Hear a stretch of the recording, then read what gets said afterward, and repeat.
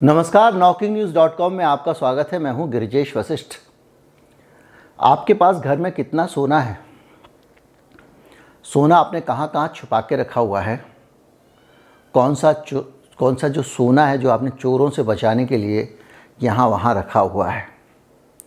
जब मैं ये सवाल पूछता हूं तो आपके दिमाग में वो सारी जगहें घूमने लगती हैं जहां पर आपने सोना छिपाया हुआ है या जहां सोना आप रखते हैं। अब एलन मस्क की न्यूरालिंक तो आई नहीं है कि उसके ज़रिए कंप्यूटर से पता लग जाए कि ये कौन कौन सी जगहों पर सोना रखता है। एक सवाल पूछ के ही पता लग जाए, ब्रेन मैपिंग हो जाए। लेकिन आपका सोना अब सुरक्षित रह नहीं गया है। कम से कम ऐसा सोना जो पुराना सोना है। कुछ कानून हैं जिन पर सरकार ठहर गई है लेकिन उनको ख़त्म नहीं किया है। इसको आप ऐसे भी कह सकते हैं, मौके के इंतज़ार में हैं और जब सही अवसर मिलेगा उन कानूनों का इस्तेमाल करेगी, अमल करेगी और आप ही का सोना आप ही के लिए जी का जंजाल बन जाएगा। किस तरह से इस देश में कानूनों के ज़रिए आपकी संपत्ति को नियंत्रित करने की कोशिश की जा रही है। संविधान में लिखा है संपत्ति का अधिकार है। किस तरह से कोशिश की जा रही है इसको मैं समझने की कोशिश करूंगा और आपके साथ में बैठ के और ये बताने की कोशिश करूंगा कि आपका जो सोना है उसका सही प्रबंधन अब आपको कैसे करना है। कि जो है सरकार ने तो कर दिया, अब इन नियमों के तहत रह के ही आप अपना सोना संभालिएगा। अब ऐसा तो नहीं सरकार का नियम बदलवा लेंगे। सरकार सुनती बुनती किसी की नहीं है। दिल्ली सचिवालय पे बैठे हुए थे 3 दिन से लोग, पुलिस उठा के ले गई, पीटा अलग से। अब वो बेचारे दोबारा संघर्ष करेंगे, नेक्स्ट लेवल का संघर्ष करेंगे, देशव्यापी आंदोलन करेंगे। कनाडा में जिस तरह की क्रांति हो रही है उस तरह की क्रांति भारत में भी हो, इसकी लोग कोशिशों में लगे हैं। जो भी है, अगर आप चैनल को सब्सक्राइब नहीं किया तो सब्सक्राइब कर लें और अगर आप हमारी मदद करना चाहते हैं तो हमारा UPI ID डिस्क्रिप्शन में है, उसके ज़रिए आप हमको भुगतान कर सकते हैं। मैं अभी हाजिर हुआ।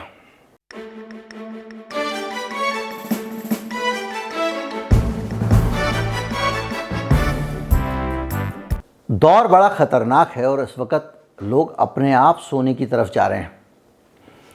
यूक्रेन को लेकर अमेरिका और रूस आमने सामने हैं। परमाणु युद्ध तक की धमकियां दे दी गई हैं। इन सब घटनाक्रमों के बीच में आपने देखा होगा कि शेयर बाज़ार कैसे गिर गया था, कैसे टपक गया था, कैसे लुढ़क गया था। और जब शेयर बाज़ार लुढ़का, टपका, फिसला, गिरा, झटका खाया, उसके साथ ही एक सिलसिला शुरू हो गया पूरे देश में और वो सिलसिला था सोने के अंदर निवेश का सिलसिला, गोल्ड में निवेश करने का सिलसिला। यानी लोग सोना खरीदने की तरफ बढ़ रहे हैं। जब जब दुनिया में युद्ध आता है सोने को एक स्टेबलाइजर समझा जाता है और लोग सोना खरीद लेते हैं कि भाई ये ज़्यादा गिरेगा नहीं, ज़्यादा चढ़ेगा नहीं तो ज़्यादा गिरेगा भी नहीं, तो हमारा पैसा सुरक्षित रहेगा, इसलिए लोग सोना खरीद लेते हैं। अब क्या हुआ है कि अब आप अगर सोना खरीदने का प्लान कर रहे हो अपने शेयर बेच के, तो कुछ एक चीज़ों का ध्यान रखिएगा। सोने पे टैक्स बचाने के चक्कर में मत पड़िएगा, क्योंकि सरकार ने शिकंजा बहुत तगड़ा कस दिया है और गला आपका जो है ना वो सरकार की मुट्ठी में है। एक नया कानून आया है 2021 में और एक पुराना कानून 2016 का था। इसको इसके बीच में बाद में बताऊंगा। इस कानून के तहत अगर आप सोना खरीदते हैं तो आपको 2 ग्राम से अधिक सोना बेचने वाले आदमी को हर सोने के जेवर को एक आइडेंटिटी देनी पड़ेगी। 9 डिजिट का एक नंबर होगा, उसका सीरियल नंबर। जैसे हमारा आधार होता है वैसे सोने का भी आधार होगा और उस सीरियल नंबर के साथ ही हॉलमार्क जब के लिए रजिस्ट्रेशन करेगा, बनाने वाले का नाम, दुकानदार का नाम, इसका नाम करके वो सारी की सारी चीज़ें उस एक यूनिक आईडी के साथ जुड़ जाएंगी। और वो सोना जब जब जिस के पास जाएगा उसकी चेन होगी और उसका पूरा रिकॉर्ड होगा। ठीक वैसे ही जैसे कि नया रुपया आने वाला है RBI का। आप जहाँ जहाँ पैसा ट्रैवल करेगा सिस्टम में उसका रिकॉर्ड बनता जाएगा, उसके पद चिन्ह बनते जाएंगे, पगमार्क बन जाएंगे। जंगल में जाते हैं ना आप, शेर जहाँ से निकलता है वहाँ पे उसके पंजे बने होते हैं।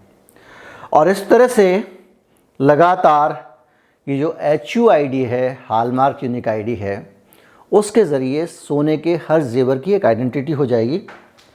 और ये 9 अंकों का जो अल्फ़ा न्यूमेरिक कोड है, ये कोड उसकी पहचान होगा। और ये काम करने की जिम्मेदारी किसकी दी गई है? ज्वेलरी वाले की दी गई है। इसके बगैर वो सोना नहीं बेचेगा, ना कोई इस ज्वेलरी को बनाएगा, क्योंकि इसके लिए उसको 1 साल की सज़ा है और मोटा 1 लाख रुपए का जुर्माना है अगर 2 ग्राम का भी जेवर उसने इधर से उधर कर दिया।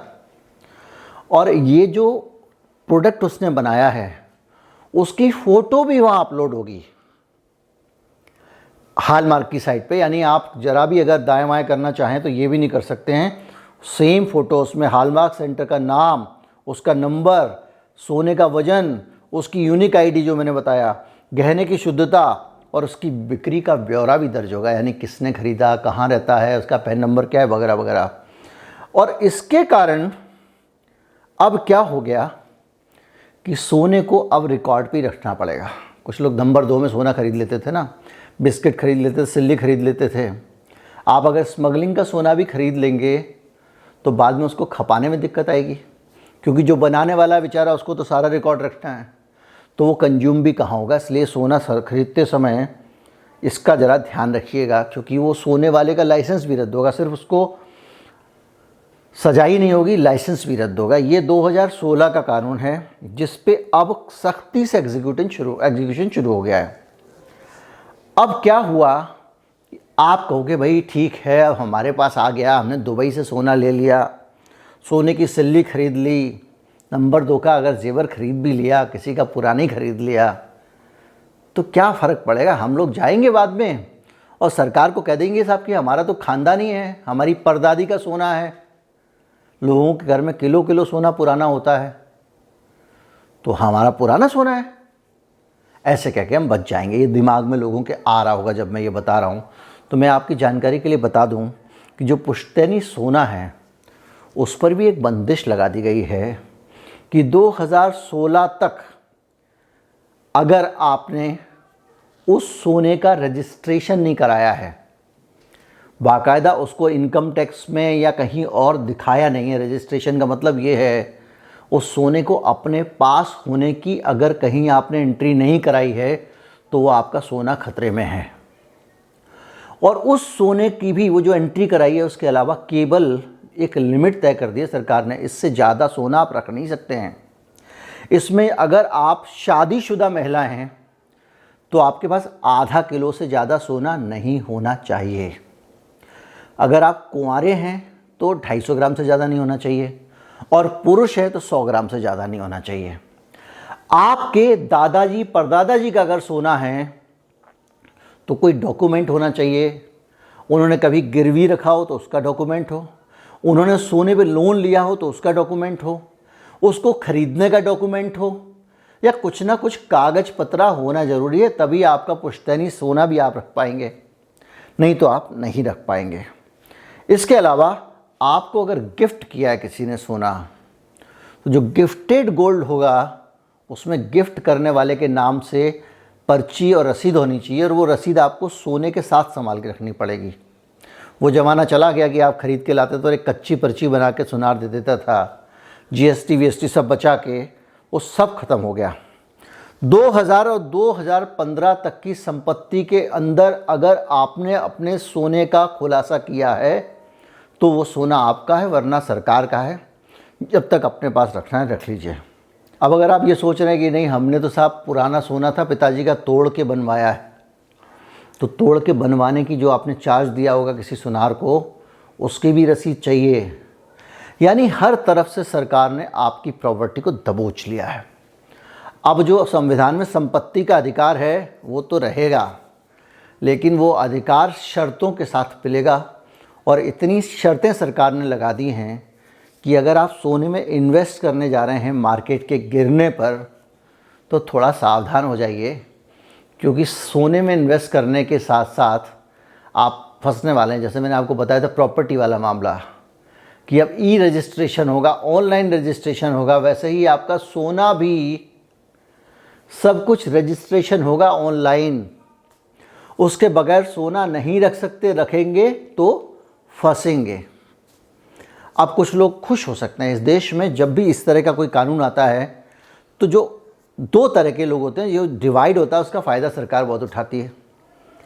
अब जैसे मैंने कल आपको वीडियो में बताया था कि अधिकांश लोगों के पास पैसे ही नहीं हैं, बहुत गरीब लोग हैं, 50% लोगों के पास बहुत कम दौलत है।